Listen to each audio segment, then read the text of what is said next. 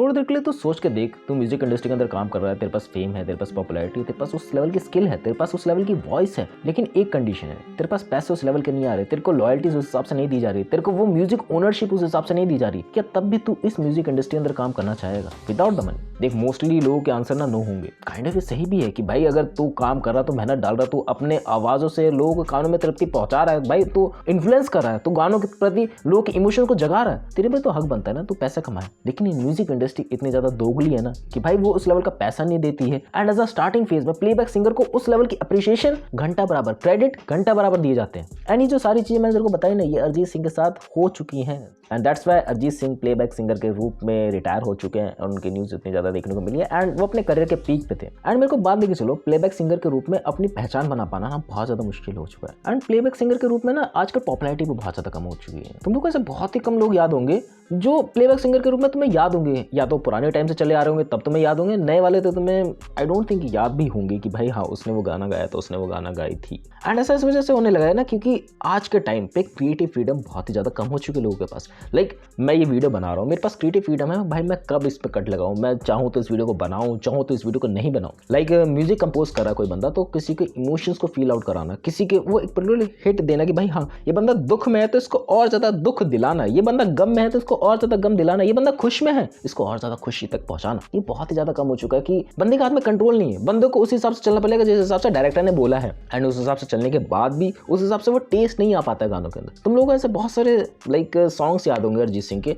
जो उनके like vocal cord के हिसाब से बेटर नहीं है। मैं ये नहीं कह रहा कि भाई उनकी वोकल कोड बेकार है, मैं कह रहा हूँ कि वो दर्द भरे इमोशन मैच नहीं होते कि भाई उस हिसाब से उस बंदे ने गाना तो गाया बट उसमें फील नहीं है, उसमें वो जानबूझ के गवा गया ऐसा लगता है। जैसे अगर तुम लोगों को पता हो कि भाई कुछ चीज़ें स्क्रिप्टेड लग जाती हैं दूर से ही, ऐसे कुछ गाने पता लग जाते हैं कि भाई ये स्क्रिप्टेड है, इसमें वो इमोशंस मिसमैच हो रहे हैं, इसमें इस बंदे का वो टेस्ट नहीं है, इस बंदे का वो टेस्ट मिसिंग सा लग रहा है। एंड मैं दोबारा से कह रहा हूँ कि भाई मैं अरिजीत सिंह के सॉन्ग से कुछ नहीं बोल रहा हूँ, उनकी वोकल कोड बहुत ज़्यादा अच्छी है, उनके सॉन्ग्स बहुत ज़्यादा अच्छे हैं। अगेन इस बात को याद रखना कि भाई हाँ गड़बड़ वहाँ पर है कि उनसे वो ज़बरदस्ती गवाया जा रहा है कि भाई ये बंदा अगर गाना गाएगा ना तो पॉपुलैरिटी बढ़ेगी इसकी, ये बंदा गाना गाएगा ना तो ऑटोमेटिकली मूवी हिट होगी, क्योंकि मूवी के अंदर कोई और पॉइंट ऑफ व्यू है ही नहीं। Because of the Arijit Singh movie चलेगी। एंड मैंने तुम लोग को एग्जांपल बताया कि भाई बहुत सारे प्लेबैक सिंगर को ना वो रिकॉग्नाइजेशन मिलता ही नहीं है मार्केट में। एंड रिकॉग्नाइजेशन नहीं मिलता है उनको इस वजह से भी क्योंकि उनको क्रेडिट ही नहीं दिया जाता है। मान के बात लेके चलो भाई मैंने तुम लोगों से गाना गवा लिया, अब वो डिस्क्रिप्शन में क्रेडिट्स देने की बात हो गई या फिर वीडियो एंड करते ही वो क्रेडिट देने की बात आ गई, मैंने वो पैसे भी खा लिए कि भाई हाँ मैंने तेरे को पैसे भी नहीं दिए उस हिसाब से एंड मैंने तेरे को क्रेडिट भी खा लिया एंड अब इसकी लॉयल्टी मेरे पास है। मतलब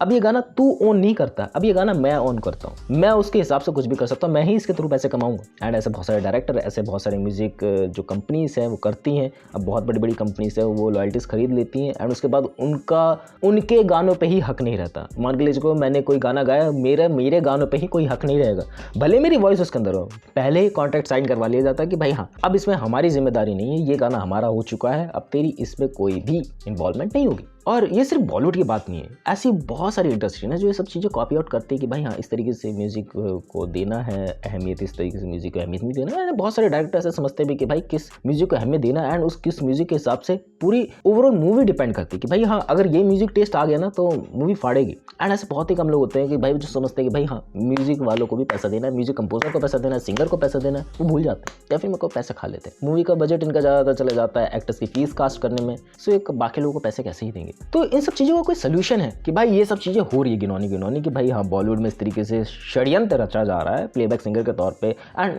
प्लेबैक सिंगर की बात नहीं ले लूँ, बाकी लोगों की भाई जो स्मॉल एक्टर्स है सबकी बात ले लूँ, बहुत सारे ऐसे लोग हैं ना जिनको उस हिसाब से अप्रिशिएशन मिलता है लेकिन उस हिसाब से पैसे नहीं मिलते। एंड अब बात लेके चलता हूँ सिर्फ प्लेबैक सिंगर्स के तौर पे कि भाई क्या इनके पास कोई सोल्यूशन है, क्या ये प्लेबैक सिंगर को छोड़ के मतलब जो पीछे गाना गाते हैं इनको छोड़ के कुछ और चीज़ें ट्राई आउट कर सकते हैं। देखो हाल ही के सालों में तो बहुत सारे ऑप्शन इनके साथ अवेलेबल हो गए एंड प्लेबैक सिंगर को ये कह के पैसे नहीं दिए जाते थे ना स्टार्टिंग फेज में कि भाई अगर तू इस मूवी के अंदर गाना गाएगा ना तेरी पॉपुलैरिटी बढ़ेगी, बाद में तो कॉन्सर्ट्स वगैरह कर सकते। एंड कॉन्सर्ट्स वगैरह आज के टाइम से नहीं बहुत पहले से ही पॉपुलर होते हुए आ रहे हैं एंड उसकी वजह से वो प्लेबैक सिंगर्स पैसा कमाते हैं। लेकिन बात देखिए अब न्यू चीज़ें ओपन हुई हैं जैसे कि लाइक यूट्यूब, तुम उससे अपना ब्रांड बना सकते हो, यूट्यूब के थ्रू तुम लोग बहुत सी चीज़ें कर सकते हो।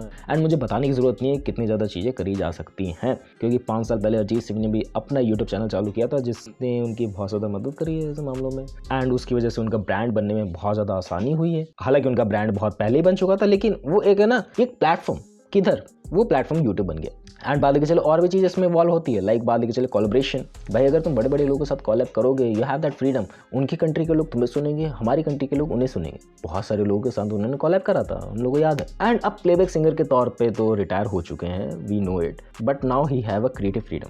एंड क्रिएटिव फ्रीडम का मतलब है भाई वो अपने हिसाब से अपने सॉन्ग को मॉडिफाई कर सकते हैं। तुम लोगों ने उनके कोई इंडिविजुअल सॉन्ग सुने जो प्लेबैक सिंगर से हटके हैं? भाई उनमें जान है, उनमें जान है, उनमें लगता है कि भाई वो अंदर से कोर से आत्मा से बात कर रहे हैं, उनके पास वो फ्रीडम है। ऐसा लगता है कि भाई हाँ ये सॉन्ग्स बहुत ज़्यादा बेटर है। एंड कॉन्सर्ट्स वगैरह के थ्रू तो वो पैसा कमाएंगी। एंड सिंगिंग से रिटायर नहीं हुए हैं जिन लोगों को थोड़ा बहुत कन्फ्यूज़न थी माइंड में। आई थिंक कन्फ्यूज़न किसी को नहीं होगी अब बट हाँ ये देख के अच्छा लगा कि भाई हाँ रिटायर हुए हैं एंड इस जो बॉलीवुड का दलदल है इससे निकल गए हैं।